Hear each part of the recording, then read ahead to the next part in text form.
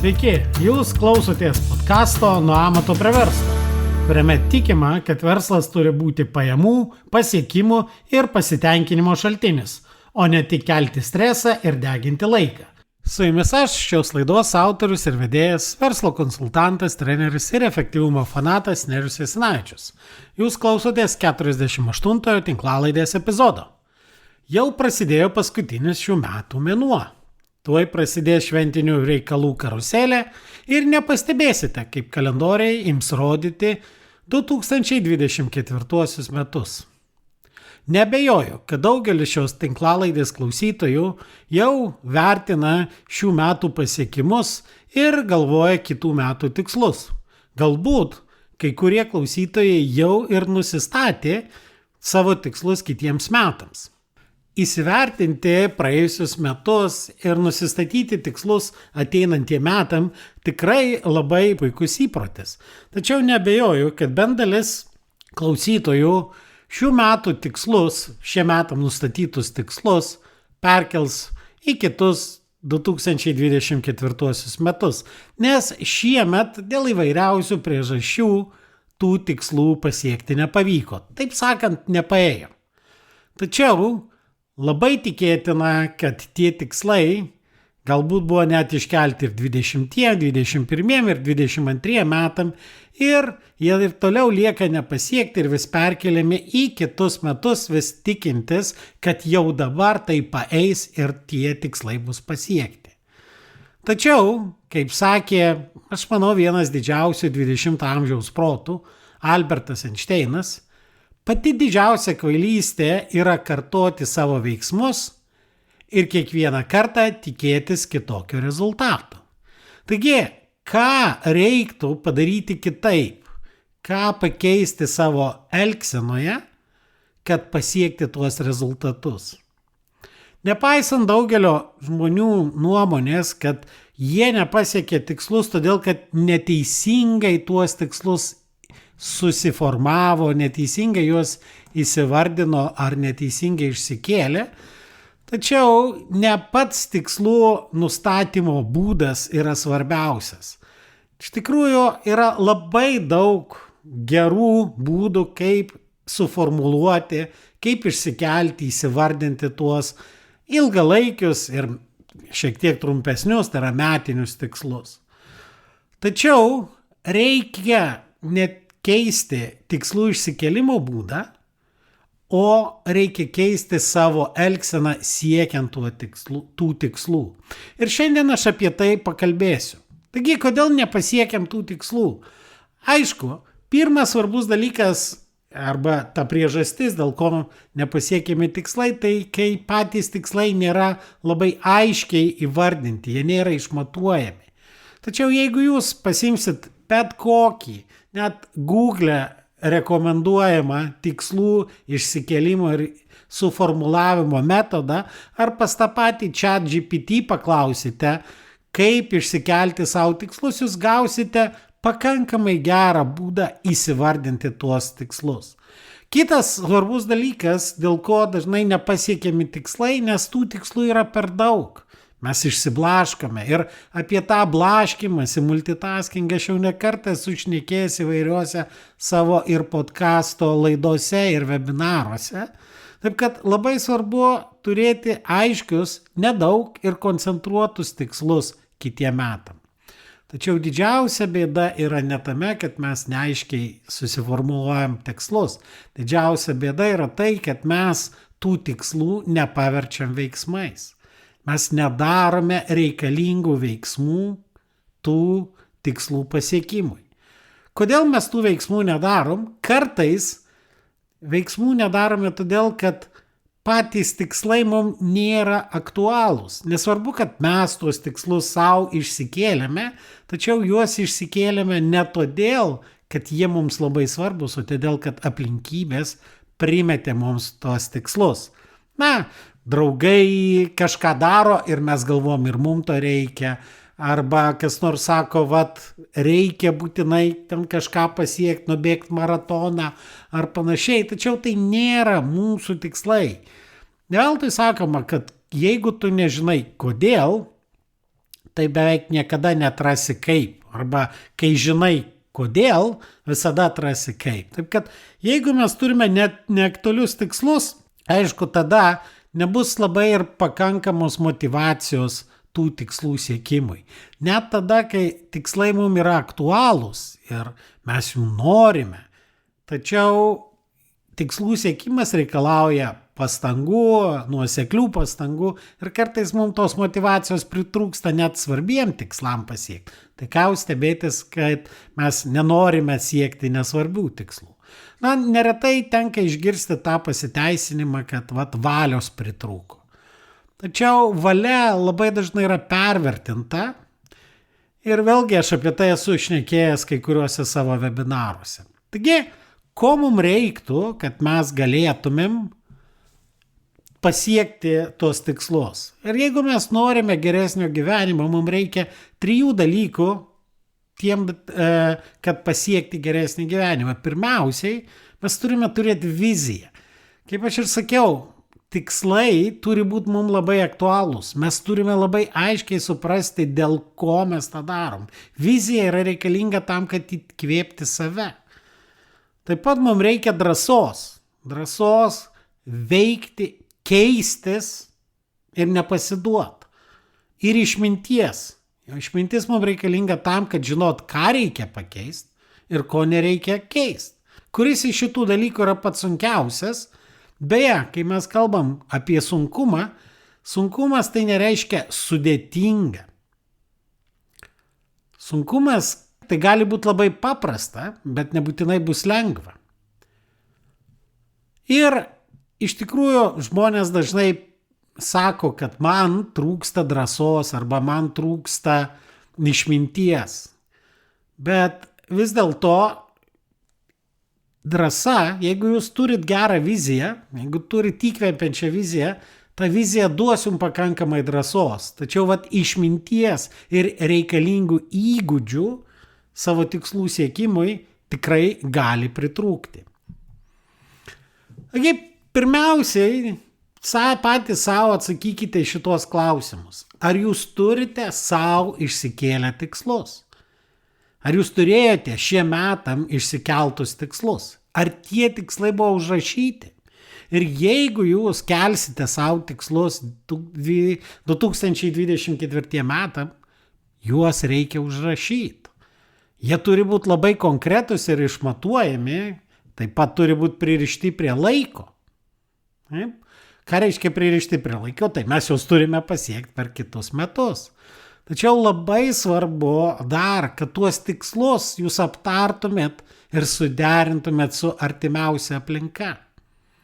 Kad žmonės, kurie jūs supa, būtų informuoti apie tuos tikslus ir jie suprastų, kodėl jūs tų tikslų siekėt ir tie žmonės padėtų jums arba bent jau netrukdytų tuos tikslus siekti. Ir tada bus daug lengviau tuos tikslus pasiekti. Apskritai, kodėl reikia turėti aiškiai užrašytą tikslą? Dažnai žmonės sako, tikslas yra tam, kad pasiekti ir panašiai, bet ne. Pirmiausiai mes tikslus įsivardinam dėl labai paprastos priežasties. Mes jau šnekėjom, kad žmogaus dėmesys ir jo pastangos, jo laikas yra esminis apribojimas. Todėl užrašyti tikslai visada turėtų būti kaip kriterijus, kaip liniuoti, įsivertinti, ar jūs darote tai, ką reikia šiuo metu.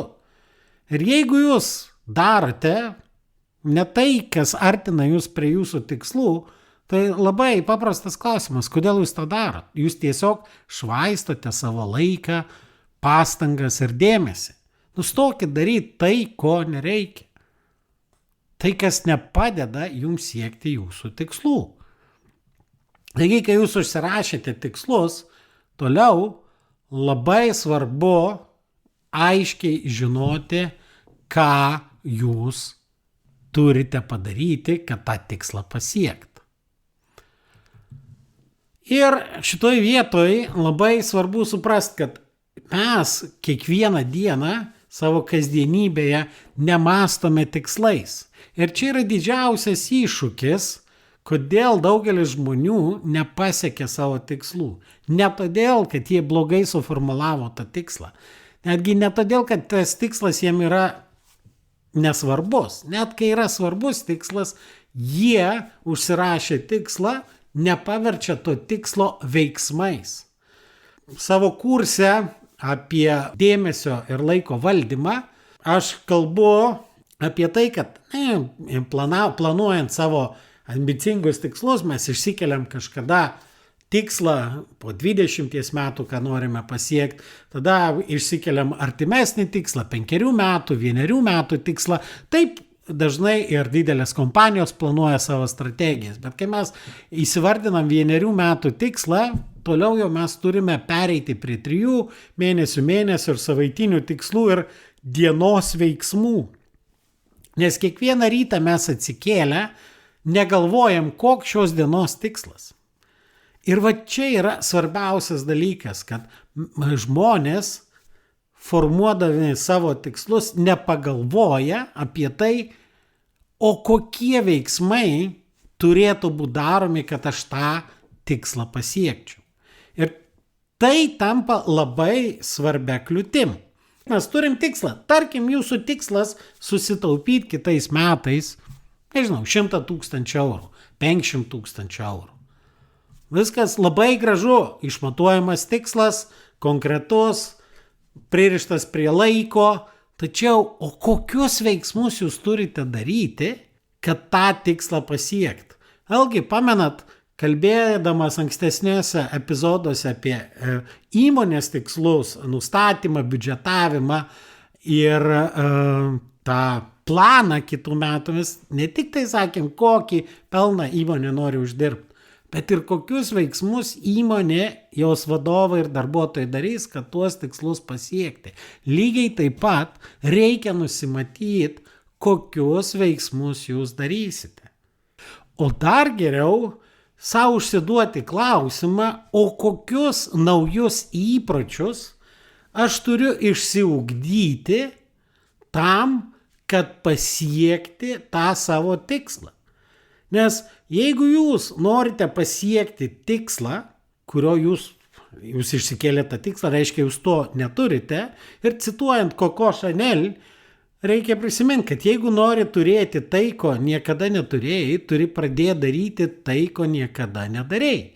Todėl, jeigu jūs norit pasiekti kažkokį tikslą, naują ambicingą tikslą, sau užsiduokite klausimą, o kokie turi atsirasti įpročiai, nauji įpročiai pas jūs, kad tą tikslą galėtumėt pasiekti. Kokio tipo žmogus gali tokį tikslą pasiekti? Tai yra, kaip pradėti formuoti, tai yra, kokį pirmą įprotį jūs turite pradėti formuoti.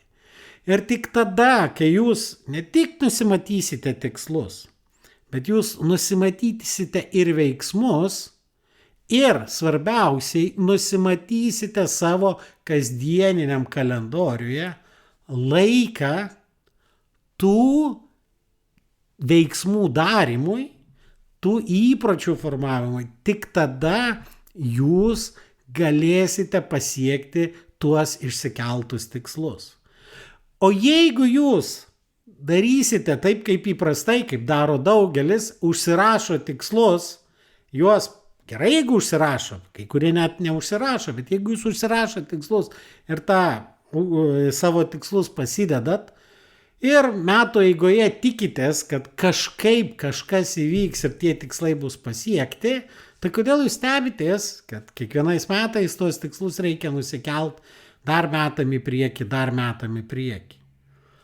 Jeigu tie tikslai jums yra svarbus, o aš tikiu, kad jūs išsikelsite savo tikrai svarbius tikslus, vadinasi, jūs turite tam paskirti laiką, nusimatyti veiksmus ir paskirti laiką tų veiksmų siekimui. Ne veltui sakoma, kad tikslai, tam tikri tikslai, tai yra kaip antrosios pusės, sakant, susiradimas. Juk kai jūs sutinkate, tarkim, kitą žmogų, kuris jums patrauklus, labai retai, kada jūs galite sakyti, tiksliau sakant, matyti, niekada taip nevyks, kad per pirmą pasimatymą ar pirmą net susitikimą, nepasimatymą, jau galima sakyti, o, klausyk, gal jau tuokiamės.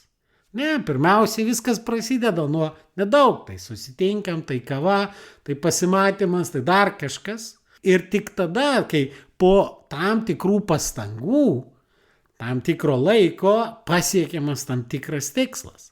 Lygiai taip pat neužtenka nusistatyti tikslo, bet reikia nusimatyti reguliarius pasimatymus su tuo savo tikslu. Tai yra laiką, kada jūs skirsite pastangas ir savo dėmesį to tikslo siekimui. Todėl tie, kurie dar nepasidarėt savo kitų metų tikslų, arba tie, kurie jau ir pasidarėt kitų metų tikslus, pagalvokite ir pasižiūrėkite, ar prie tų tikslų jūs jau nusimatėte savo veiksmus, kuriuos jūs darysite, ir tuos veiksmus turite pradėti daryti nuo pirmos kitų metų savaitės. Gerai, galbūt ne sausio 1, bet jau nuo sausio 2 jūs turite pradėti daryti. Ir jeigu jūs iš karto matote, kad gali pritrūkti valios, tai jūs turit suprasti, kad valia reikalinga tol, kol mes neturime suformavę įpročio. O įprotį suformuot reikia vidutiniškai 66 dienų. Ir jeigu jūs pasirinksit, kad pavyzdžiui, kaip ir kalbėjom, tikslas finansinis, tai ko reikia daryti? Galbūt jūs turite pirmiausiai suformuoti įprotį, kad stebite savo pajamas ir išlaidas. Tai yra, kasdien suregistruojate, įsivertinate tai, ką išleidote, palyginus su to, ką planavote išleisti. Tai gali būti vienas iš įpročių. Jeigu jūs turite kokius nors, pavyzdžiui, su sveikata, su svoriu numatytus tikslus kitiem metam, vėlgi reikia nusimatyti, kokie veiksmai bus ir kokį naują įprotį jūs formuosite.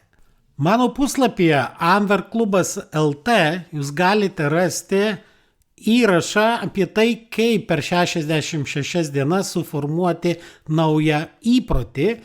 Adresas paprastas www.amverklubas.lt /66, tai yra 66 dienos. Beje, šitą adresą jūs rasite ir epizodo aprašyme. Aš noriu jums palinkėti, kad jums 2024 metais nepritrūktų tos valios ir energijos ir motyvacijos savo tikslų siekimui.